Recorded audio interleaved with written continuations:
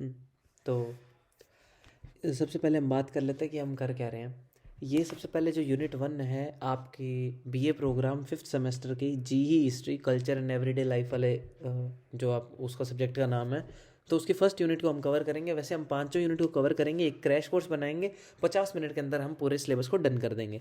तो पहली यूनिट शुरू करते हैं। और पहली यूनिट में हम बात किसकी करेंगे? एवरीडे लाइफ, मतलब कि जो कल्चर की कॉम्प्लेक्सिटीज़ है, relationship between everyday life and the society in urban India. Strongly हम अर्बन इंडिया की बात करेंगे। तो शुरू करते हैं। पहला आर्टिकल क्या है? पहला आर्टिकल हमारा कल्चर ऑफ इंडिया। तो इस आर्टिकल में क्या क्या बात की करी हो सकती है? हिस्टोरिकल पर्सपेक्टिव छुआ होगा। कब का ये आर्टिकल पब्लिश हुआ था? 1994 में। तो हिस्टोरिकल इसकी मतलब 1994 के टाइम तक की एक मतलब बेसिकली मिड 20th सेंचुरी तक की बात करी हो सकती है। उसके बाद आता है कल्चरल एक्सप्लोरेशन की बात करी जा सकती है, जैसे कि इंडिया के अंदर क्या ट्रेडिशन था, क्या आर्ट थी, क्या फिलॉसफी थी, क्या रिलीजन और क्या सोसाइटल नॉर्म्स थे, उन सब की। और कल्चरल सिग्निफिकेंस, और किस कल्चर का क्या सिग्निफिकेंस था, क्या इंपॉर्टेंस थी, उन सब की बात की जा सकती है। पॉइंट दोनों सिमिलर्स हैं, लेकिन हमें एक एक्स्ट्रा पॉइंट मिल जाएगा एग्जाम में लिखने के लिए। और इस पॉइंट को थोड़ा देख लेते हैं। The article might emphasize the significance of culture in shaping the identity of Indian society. This involves discussions on the role of cultural practice in daily life and their impact on broader social fabric. अब आता है societal reflection. इसके अंदर क्या बात की गई हो सकती है? कि हमारी सोसाइटी दर्शाती क्या है, उसकी बात की जा सकती है। इस पॉइंट में यही बात की है कि हमारे कल्चरल नॉर्म्स क्या दर्शाते हैं, वो चीज़। उसके बाद कल्चरल चेंजेस ओवर टाइम, जैसे कि ब्रिटिशर्स आए तो हमारे कल्चर में क्या चेंजेस आए, कल्चर कैसे इन्फ्लुएंस हुआ। उसके बाद अगला पॉइंट क्या है हमारा? Academic and social science lens. इसमें क्या है, ये जैसे आर्टिकल पब्लिश हुआ था the annuls of American academy of political science and social science में ये आर्टिकल पब्लिश हुआ था। तो इस आर्टिकल में किस चीज़ की बात की जाए, मतलब इस चीज़ को भी टच किया होगा ना, एकेडमिक और सोशल साइंस के लेंस से भी एक पर्सपेक्टिव को रखा होगा। Providing the structure of analysing the potential, मतलब कि यहाँ पे कॉन्टेम्प्रेरी थ्योरीज को डिस्कस किया होगा, जैसे कि कॉन्टेम्प्रेरी मतलब जो मॉडर्न थ्योरीज होती है कि ऐसा हुआ होगा, ऐसा और ये चीज़ यहाँ से आई, कि ये चीज़ हमने यहाँ से अडेप्ट करी, इन सब की बात की होगी। उसके बाद क्रॉस कल्चर कंपैरिजन।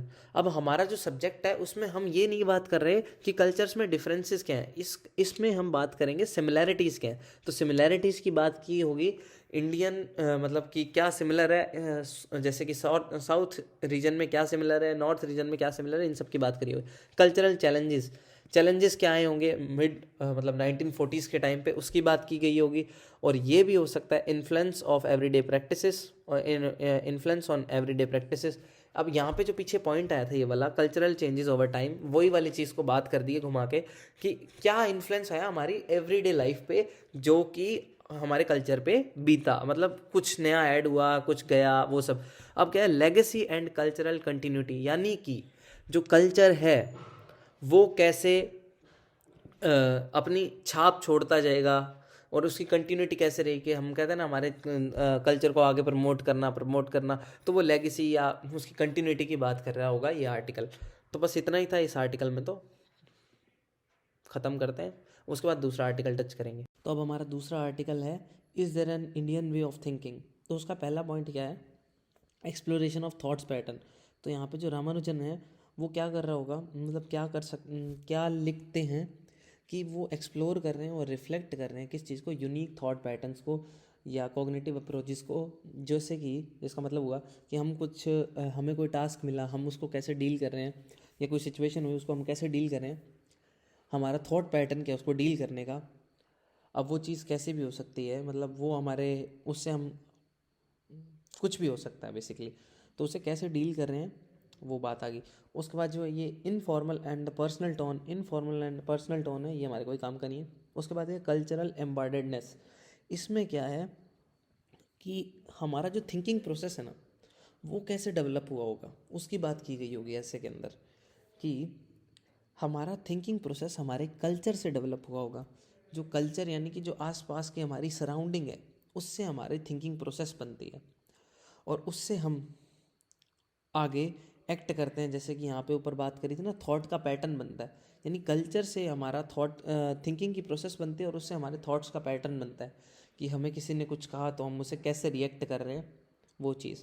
उसके बाद क्या, इंटरप्लेड ऑफ ट्रेडिशनल एंड मॉडर्निटी, ये क्या है, ये आर्टिकल पब्लिश हुआ 1999 में।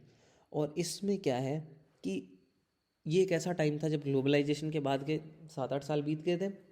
तो इससे क्या है कि हम ट्रेडिशन, मतलब जो इंडियन ट्रेडिशन था वो भी था, और जो मॉडर्न इन्फ्लुएंसेस थी उन दोनों की बात की गई होगी। और उसके बाद है cultural identity and individual perspective.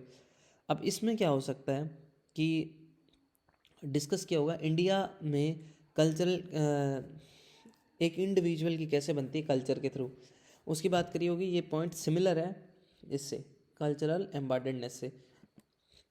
उसके बाद लैंग्वेज एंड थॉट्स, ये पॉइंट मुझे कुछ खास अच्छा लगा नहीं था, लेकिन फिर भी इसमें ये लिखा हुआ होगा, मतलब लिखा हुआ है कि जैसे किसी जगह की एक पर्टिकुलर बोलने का तरीका होता है, वो कैसे बोलते हैं, और कुछ उनके लोकोक्तियाँ होती है, मतलब कि कुछ उनकी होती है ना थोड़ी बहुत कुछ लाइनें, जो उनको एक पर्टिकुलर चीज़ को डिपिक्ट करती है, जिसका कुछ मतलब होता है और बोलते कुछ हैं, मतलब लोकोक्तियाँ, अगर तुम समझ गए तो।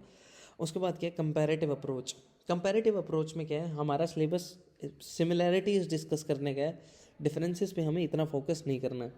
तो सिमिलैरिटीज़ क्या हो सकती है, सोचने में, कि जैसे कि सिमिलैरिटी ये है कि मंदिर में जाना है तो चप्पल खोल के जाना है, ये सिमिलैरिटी है कल्चर की एक, इंडिया में कहीं पे भी चले जाओ ये एक सिमिलैरिटी है, ठीक है। उसके बाद क्या है, impact on everyday life, an exploration of how the Indian way of thinking manifest in everyday life involve understanding how thought patterns influence, मतलब कि थॉट के पैटर्न से हमारे डिसीजन मेकिंग बनती है और हमारी रिलेशनशिप्स बनती है, और भी चीज़ें जो हमारी है डेली रूटीन की, वो होती है कि अब आपको किसी का थॉट पैटर्न पसंद आ रहा है तो आप उससे ज़्यादा दोस्ती रखोगे, मतलब उसके साथ ज़्यादा टाइम स्पेंड करना चाहोगे, तो वो चीज़ें उसके हिसाब से ही हमारी रिलेशनशिप्स लोगों के साथ बनती है, वही चीज़ें। उसके बाद क्या, cultural continuity and changes. Continuity क्या, कि हमारा कल्चर एकदम से चेंज नहीं होता ना, उसमें थोड़ी थोड़ी चीज़ें बदलती है, टाइम के साथ हम क्या अडेप्ट करते हैं, क्या कंटिन्यू करते हैं हमारे कल्चर का, वो सब। रिफ्लेक्शन और पर्सनल एक्सपीरियंस, इसको मैंने इग्नोर कर दिया क्योंकि कुछ खास नहीं है। तो ये हमारा दूसरा आर्टिकल डन हो गया। इस यूनिट का फाइनल आर्टिकल शूट की बात कर लेते हैं, जिसमें क्या है, जिसका नाम क्या है, who wants to be the cosmopolitan. इसका मतलब क्या हुआ, कॉस्मोपॉलिटन क्या हुआ, जो बाकी कंट्रीज़ के आइडियाज़ को भी एक्सेप्ट कर ले, लेकिन ये इंडिया के उसमें बात कर रहे हैं, इंडिया के कॉन्टेक्स्ट में। तो हम इंडिया के जो स्टेट्स हैं उनसे हम कैसे उनके आइडिया को, कल्चर के आइडिया को कैसे अडप्ट करते हैं, वो सब, और उनके साथ कैसे डील करते हैं, नेगोशिएट करते हैं, उनके नेविगेट करते हैं, उसकी बात करेंगे। और उसमें भी हमारी जो रूट्स हैं, मतलब जो हमारे जो बिलीव्स हैं वो भी हर्ट ना हो, और हम अच्छे से कम्युनिकेट भी कर पाएँ, तो ये होगा। तो ये कंपोजिट कल्चर वाला, जो ये reading from composite culture, composite culture क्या होता है, कल्चर इंडिया का है, काफ़ी वास्ट कल्चर है, ठीक है, काफ़ी काफ़ी ज़्यादा ही कॉम्प्लेक्स कल्चर है, क्योंकि इंडिया में हर थोड़ी जगह पे कुछ ना कुछ डेवलप, अलग अलग स्टेट आ जाती है, अलग अलग रीजन आ जाते हैं, अलग अलग कम्युनिटीज़ आ जाती है, तो करके उसकी बात करी गई होगी आर्टिकल में। उसके बाद डिज़ायर ऑफ कॉस्मोपॉलिटन आइडेंटिटी। अभी कॉस्मोपॉलिटन आइडेंटिटी क्या होगी, कि हम बाकी कल्चर से अच्छे से डील कर पाएँ, इसकी डिज़ायर क्यों है। इसको हम ग्लोबल लेवल के पॉइंट पे देखें तो काफ़ी अपॉर्चुनिटीज़ मिलती है, और इसका डिज़ायर, देखो इसका मोटिवेशन भी है, चैलेंजेस भी हैं।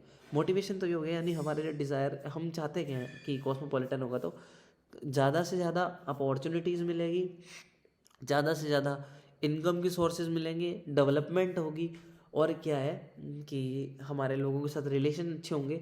और चैलेंजेस क्या है, अगर मान लो कॉस्मोपॉलिटन के चैलेंजेस क्या है, कि हमारे लोग क्या होगा कि लिमिटेड रह जाएंगे, डेवलपमेंट कम होगी, और ये अर्निंग की अपॉर्चुनिटीज़ कम मिलेगी, और हम ज़्यादा डेवलप नहीं कर पाएंगे। ये 3-4 पॉइंट हो गए। उसके बाद क्या, कल्चरल हाइब्रिडिटी। अब इसमें क्या है कि जो हमारा कल्चर है वो कहीं ना कहीं से इन्फ्लुएंस होता है, तो वो एक हाइब्रिड कल्चर बन जाता है। हमने किसी का कुछ अडॉप्ट कर लिया, किसी का कुछ अडॉप्ट कर लिया, तो वो चीज़ की बात कर रहा है। उसके बाद क्या है, social history and identity formation.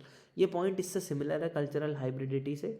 कैसे कि पहले के टाइम में क्या हुआ होगा, जैसे कि आर्टिकल देख सकते हैं हमारा था इंडियन, इसमें the Indian economic and the social history के अंदर था आर्टिकल, ये वाला कहाँ गया, रिव्यू। तो इसमें क्या है कि हिस्टोरिकल मतलब कुछ चेंज हुआ होगा, कि कुछ अटैक्स हुए होंगे राजा ने, तो फिर किसी का कुछ बदला होगा, किसी का कुछ बदला होगा, मतलब कि चेंजेस आए, ठीक है, और नई आइडेंटिटीज फॉर्म हुई वो। अब कल्चरल ग्लोबलाइजेशन क्या है यहाँ पे, कि कल्चरल ग्लोबलाइजेशन को हम थोड़ा सा पढ़ लेते हैं। Impact of globalisation on Indian culture and west. अब हमारी कल्चरल प्रैक्टिसेस कैसी है आपके टाइम में, जो कि इन्फ्लुएंस हुई है ग्लोबल फोर्सेस से, तो उसकी बात कर रहा है। इसको हम ऐसे बोल सकते हैं इम्पैक्ट ऑफ ग्लोबलाइजेशन, इस पॉइंट को, ठीक है। Impact of globalisation on Indian culture, की ग्लोबलाइजेशन से क्या फ़र्क पड़ा है। एवरीडे प्रैक्टिस एंड कॉस्मोपॉलिटनिज्म, इसमें क्या हुआ होगा कि हम हमारे दिनचर्या जो रोज़ की दिनचर्या है उसमें क्या फ़र्क आया होगा, खाने का, पीने का, हम बैठने का तरीका, और काफ़ी चीज़ें चेंज हुई होगी। तो ये एवरीडे प्रैक्टिसेस में चेंज आया होगा हमारे साथ। और उसके बाद क्या है, कल्चरल कॉन्केटिनेशन, कॉन्टेस्टिनेशन, क्या बोलेंगे इसको, कॉन्टेस्टेशन, कल्चरल कॉन्टेस्टेशन। इसमें क्या हुआ होगा कि कॉन्टेस्टेशन का मतलब होता है चैलेंजेस, बेसिकली मतलब चैलेंजेस भी नहीं, डिबेट कह सकते हैं, प्रॉब्लम्स कह सकते हैं कि, और इसमें प्रॉब्लम भी आती होगी, ज़रूर आती होगी कि अगर हमारे आइडिया सेम नहीं है तो प्रॉब्लम तो आएगी ना। तो इसमें क्या क्या प्रॉब्लम्स आ सकती है, पावर डायनेमिक्स आ सकती है, और डिफरेंट पर्सपेक्टिव के कारण ये दिक्कत हो सकती है कि कभी कभी हमारी ईगो इतनी डेवलप हो जाती है कि हम पावर डायनेमिक्स लगा रहे हैं, सामने वाले को दबाने की कोशिश कर रहे हैं, वो चीज़ें और ताकि उसको कमज़ोर फील करा सकें या खुद को सुपीरियर फील करा सकें। और उसके बाद है कि हमारा जो पर्सपेक्टिव है, पर्सपेक्टिव कई बार नहीं मिलता, तो उस पर्सपेक्टिव को के कारण भी ये चैलेंजेस आ सकते हैं। उसके बाद क्या, आइडेंटिटी एंड बिलोंगिंग। अब इस आर्टिकल में अंदर ये बात की हो सकती है, हम बाकी सारे कल्चर्स को अडॉप्ट कर रहे हों, मतलब कि उनकी उनको अच्छे से डील कर पा रहे हो, उनके साथ अच्छे रिलेशन बना पा रहे हो, लेकिन हमारे क्या, हम हमारे कल्चर पे रूटेड है, मतलब क्या हम हमारे कल्चर को तो फेड नहीं हो दे रहे, उसकी कंटिन्यूटी तो ख़त्म नहीं हो रही वो चीज़। अब composite culture as resilience, resilience का मतलब यहाँ पे क्या बात करी होगी, जो जैसे हमारा कंटेस्टेशन है कि चैलेंजेस जो आ रहे हैं, उन चैलेंजेस से हम डील कर रहे हैं और फिर वापस से ग्रो कर रहे हैं। इससे क्या हो रहा है कि हम इवॉल्व कर रहे हैं, कि हमारी जो आइडेंटिटी है, ये कॉस्मोपॉलिटन आइडेंटिटी, ये इन्वॉल्व कर रही है, और ये कंटिन्यूसली चलता रहेगा, क्योंकि हमारा कल्चर काफ़ी ज़्यादा वास्ट है, कॉम्प्लेक्स है, अलग अलग जगह पे अलग अलग कल्चर है। तो ये हमारी यूनिट 3 फर्स्ट ख़त्म होगी।